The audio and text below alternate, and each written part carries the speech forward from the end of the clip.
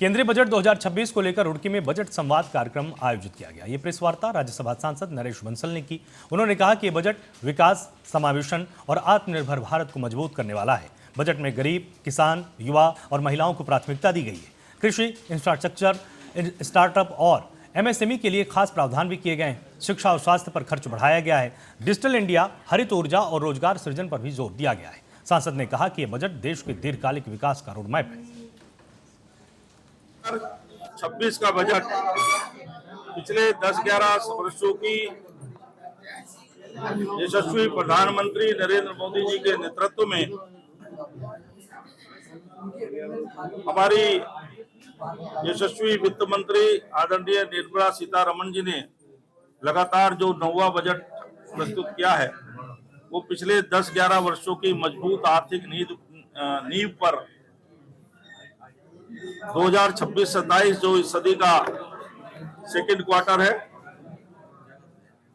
उसके एक वर्ष का जहां आय व्यय का लेखा जोखा है, वहीं अगले 5 वर्ष का उसमें नीतियां हैं कि 5 वर्ष में हम किस किस क्षेत्र में आगे बढ़ते हुए 2047 तक के विकसित भारत का विजन है, उस विजन को लेकर के ये बजट आया है। विभिन्न वर्गों को जो बजट में प्रावधान रखे गए और उनसे जो लाभ या जो निरंतर योजनाएं चली आ रही हैं, कैसे उसमें बजट को बढ़ाया गया है, इसके बारे में विस्तृत चर्चा हुई। जैसे कि हम लोग स्टार्टअप की बात करते हैं। देखिए, स्टार्टअप जो है वो एक ऐसा सेक्टर है जो बहुत लोगों को नौकरी देता है, बहुत सारा फंड्स लेके आते हैं। तो भारत में पिछले कई सालों में स्टार्टअप का एक कल्चर डेवलप हुआ है, उसके लिए इंक्यूबेटर्स बने हैं, उसमें पैसा है।